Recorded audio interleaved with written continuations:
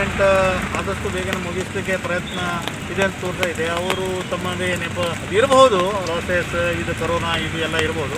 ಆದ್ರೂ ಈಗ ಟೋಟಲಿ 31 ತಿಂಗಳ ಯುದ್ಧ ಬಂದಿದೆ. ಅದಕ್ಕಾಗಿ ಮತ್ತೆ ಕಾರ್ಮಿಕರಲ್ಲಿ ಅಶಾಂತಿ ಹೋಗುವಂತಹ ಪ್ರಸಂಗ ಬಂದಾಗ ಈಗ JNC ಅವರು ಒಂದು ನಿರ್ಣಯಕ್ಕೆ ಬಂದಿದ್ದೇವೆ. ಆದಷ್ಟು ಬೇಗನೆ ಮ್ಯಾನೇಜ್ಮೆಂಟಿಗೆ ಇದರ ಮೇಲೆ ಒತ್ತಡ ತಂದು ಒಂದು ಲೈನಿಗೆ ಬರಬೇಕು. ಯಾಕಂದರೆ 11ರ ಸೆಟಲ್ಮೆಂಟ್ 15ರ ಸೆಟಲ್ಮೆಂಟ್ ಏನು ಬೇಸಿದೆ ಅದನ್ನು ಬಿಟ್ಟು ನಾವೇನು ಕೇಳ್ತಾ ಇಲ್ಲ, ಅದೇ ಬೇಸಿಗೆ ಬರಬೇಕಂತ JNC ಒಂದು ವಿಚಾರ ಇದೆ.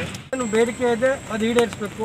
ಅವರು ಎಲ್ಲಿ ತನಕ ಮಣಿಯೋದಿಲ್ಲ, ನಾವು JNC ಮಣಿಲಿಕ್ಕೆ ನಾವು ತಯಾರಿಲ್ಲ. ಅವರು ಕೂಡಲೇ ಮಣಿದು ನಮ್ಮ ಜೊತೆ ಮಾತುಕತೆ ಮಾಡಬೇಕು. ನಮ್ದೇನು ಒಂದು JNC ಬೇಡಿಕೆಯನ್ನ ಕೂಲಂಕುಷವಾಗಿ ಚರ್ಚೆ ಮಾಡಿ ಈ ಕಾರ್ಮಿಕರಿಗೆ 1 ತಿಂಗಳಿಂದ ಏನು ಡಿಲೇ ಆಗಿದೆ ಕೂಡಲೇ ಜಾರಿ ಮಾಡಲಿಕ್ಕೆ ನಾವು ಒತ್ತಾಯ ಮಾಡ್ತೀವಿ. JNC ಎಲ್ಲರ ಒಂದು ಒಮ್ಮತದ ನಿರ್ಣಯ. ಕಾನೂನು ಭಂಗ ಚಳವಳಿಯಲ್ಲ, ಶಾಂತಿಯುತವಾದ ಹೋರಾಟ. ಸತ್ಯವನ್ನ ಪ್ರತಿಪಾದನೆ ಮಾಡಲಿಕ್ಕೆ ಸತ್ಯಾಗ್ರಹವನ್ನ ಮಾಡ್ತಾ ಇದ್ದೇವೆ. ಆಡಳಿತ ಮಂಡಳಿಯ ಕಾರ್ಯವೈಖರಿ ನಮ್ಮ ಮನಸ್ಸಿಗೆ ಹಿಡಿಸಿಲ್ಲ. ಹಾಗಾದ್ರೆ ಮನಸ್ಸಿಗೆ ಹಿಡಿಸಿಲ್ಲ ಅಂದಮೇಲೆ ಏನು ಮಾಡಬೇಕು? ಕಾನೂನು ಭಂಗ ಮಾಡುವ ಅವಶ್ಯಕತೆ ಇಲ್ಲ. ಸತ್ಯವನ್ನ ಆಗ್ರಹಿಸಲಿಕ್ಕೆ ಎಲ್ಲ ರೀತಿ ತಯಾರಿಯನ್ನ ಮಾಡ್ಕೊಂಡು ಕೂತಿದ್ದೇವೆ. ಮಳೆಯಲ್ಲಿ ನಮಗೆ ಹೆದರಿಕೆ ಇಲ್ಲ, ಕೆಳಗಡೆ ನೀರು ಹಾಕಿ ಹೋಗ್ತೈತಿ. ನಾವು ಒಂದ ಮಾತಲ್ಲಿ ಸತ್ಯವನ್ನ ಆಗ್ರಹಿಸಲಿಕ್ಕೆ ನ್ಯಾಯಯುತವಾದ ಹೋರಾಟ ಎಲ್ಲಿವರೆಗೆ ಅದು ಫಲಕಾರಿಯಾಗುವುದಿಲ್ಲ ಅಲ್ಲಿವರೆಗೆ ಹೋರಾಟ ಮುಂದುವರಿ. ಇವತ್ತು ಬೆಳಗ್ಗೆಯಿಂದ 6:30ರಿಂದ ಕಂಪನಿ ಗೇಟಿನ ಹೊರಗಡೆ ಧರಣ ಕೂತಿದ್ದಾರೆ ಅಂತ ಹೇಳಿ ನಮ್ಮ ಸೆಕ್ಯೂರಿಟಿಯಿಂದ ರಿಪೋರ್ಟ್ ಬಂತು. ನನಗೆ ಸ್ವಲ್ಪ ಆಶ್ಚರ್ಯ ಆಯಿತು. ಯಾಕಂದರೆ ನಾವು ಮಾತುಕತೆ ಚಾಲು ಇಟ್ಟಿದ್ದೇವೆ, ಮಾತುಕತೆ ಚಾಲು ಇಡ್ತೇವೆ ಅಂತ ಹೇಳಿದ್ದೇವೆ.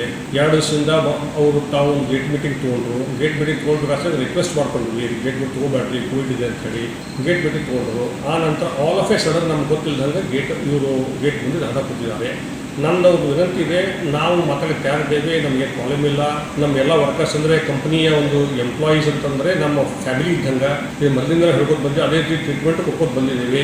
ಈಗ ಕಂಪನಿ ಕೋವಿಡ್ ಇರೋದ್ರಿಂದ ಇಡೀ ದೇಶದಲ್ಲಿ ಜಗತ್ತಲ್ಲಿ ಇರುವಂಥ ಪ್ರಾಬ್ಲಮ್ಮು ನಮ್ಮ ಕಂಪನಿಗೂ ಇದೆ. ನಮ್ಮ ಕಂಪನಿ ಲಾಸ್ಟ್ 2 ವರ್ಷದಿಂದ ಲಾಸ್ನಲ್ಲಿದೆ. ಕಂಪನಿ 60 ವರ್ಷ ಹಿಸ್ಟ್ರಿಯಲ್ಲಿ ಈ ರೀತಿ ಲಾಸ್ ಎಂದೂ ಆಗಿರಲಿಲ್ಲ. ಕಂಪನಿ ಆಗುವಂಥ ಪ್ರಾಡಕ್ಟ್ ಎಲ್ಲ ನಾವು ಕಂಪನಿಗೆ ಗೋಡೌನ್ ಅಷ್ಟೇ ಅಲ್ಲದೆ ಹೊರಗೇನೆ ಗೋಡೌನ್ ತೊಗೊಂಡು ಹೊರಗೆ ಕಂಪನಿ ದಾಂಡೇಲಿಯಲ್ಲಿ ಗೋಡೌನ್ ತುಂಬಿದ್ದೇವೆ. ಹಳ್ಯಾಳದಲ್ಲಿ APMC ಆರ್ಡಲ್ಲಿ ಇದು ಸ್ಕೂಲಿಗೆ ಕಾಲೇಜಿಗೆ ಉಪಯೋಗ ಆಗ್ತದೆ. ನಮ್ಮ ವರ್ಕರ್ಸ್ ಇದ್ದಾರೆ, ಅವ್ರಿಗೂ ಅವ್ರ ಮಕ್ಕಳಿದ್ದಾರೆ, ಅವ್ರಿಗೂ ಗೊತ್ತಿದೆ. ಅವ್ರಿಗೆ ಯಾರೋ ಕಾಸ್ಟ್ ಟು ಕಾಸ್ಟ್ ಬೇಸ್ ಅಂದರೆ ಲಾಸ್ ಮಾಡ್ಕೊಂಡು ಮಾಡ್ತಾ ಇದ್ದೇವೆ. ಯಾಕಂದರೆ ಕಂಪನಿ ನಡೆಸೋ ಉದ್ದೇಶದಿಂದ ಇಷ್ಟು ಹಳೆ ಕಂಪನಿ ಇದೆ, ಮಷೀನ್ಸ್ ಎಲ್ಲ ಹಳೆಯವಾಗಿವೆ, ಮಷೀನ್ ಮೇಲೆ ರಿಪೇರ್ ಮಾಡಬೇಕಾಗ್ತದೆ. ಈಗ ನಾವು ಮಾಡಿದ ಪೇಪರ್ ಡೀಲರ್ಸ್ ಕಡೆ ಹಣ ಬರ್ತಾ ಇಲ್ಲ. ಯಾಕಂದರೆ ಡೀಲರ್ಸ್ ಮುಂದೆ ಚೈನ್ ಅಂತಾರೆ, ಸೇಲ್ ಚೈನ್ ಅಂತಾರೆ, ಆ ಚೈನ್ ಕಡೆ ರೊಕ್ಕ ಬರ್ತಾ ಇಲ್ಲ. ಯಾಕಂದ್ರೆ ಕೋಆಪರೇಷನ್ ಕೊಡ್ರಿ, ಈಗ ನಾವು ಕ್ರೈಸಿಸ್ ಅಲ್ಲಿ ಇದ್ದೇವೆ. ಈ ಕ್ರೈಸಿಸ್ ನಲ್ಲಿ ಹೊರಗೆ ಬರ್ಬೇಕಂತ ನಮ್ದೆಲ್ಲ ಕೋಪರೇಷನ್ ಇದ್ರೆ ನಾವು ಕ್ರೈಸಿಸ್ ಹೊರಗೆ ಬರ್ತೇವೆ. ಆ ನಂತರ ಇದು ಒಂದೇ ಸೆಟಲ್ಮೆಂಟ್ ಅಲ್ಲ, ಮುಂದೆ ಸೆಟಲ್ಮೆಂಟ್ ಬರ್ತವೆ. ಅವಾಗ ನೀವು ಕೋಪರೇಷನ್ ಕೊಟ್ಟರೆ ಮ್ಯಾನೇಜ್ಮೆಂಟ್ ಸಹಿತ ಮುಂದೆ ಕೋಪರೇಷನ್ ಕೊಡ್ಬೋದು. ಇದೆಲ್ಲ ರಿಕ್ವೆಸ್ಟ್ ಮಾಡ್ಕೊಂಡು ಸಹಿತ ಅವ್ರು ಯಾಕೋ ನಮ್ಮ ಮಾತು ಕೇಳ್ತಾ ಇಲ್ಲ. ಅದಕ್ಕೆ ನಾನು ಅವರಿಗೆ ಇನ್ನೊಮ್ಮೆ ವಿನಂತಿ ಮಾಡ್ತೇನೆ, ಸೆಟಲ್ಮೆಂಟು ಕೋಆಪರೇಷನ್ ಇಂದ ಇಬ್ಬರು ಕೊಟ್ಟಿದ್ದ ಕೋಆಪರೇಷನ್ ಆಗ್ತದೆ. ಅದಕ್ಕೆ ತಾವು ಈ ರೀತಿ ಹಠ ಮಾಡಲಾರ್ದೆ ಬಂದು ಮೀಟಿಂಗ್ ಬರಬೇಕು ಅಂತ ವಿಚಾರ ಮಾಡಿ ನಮ್ಮ ವಿಚಾರ.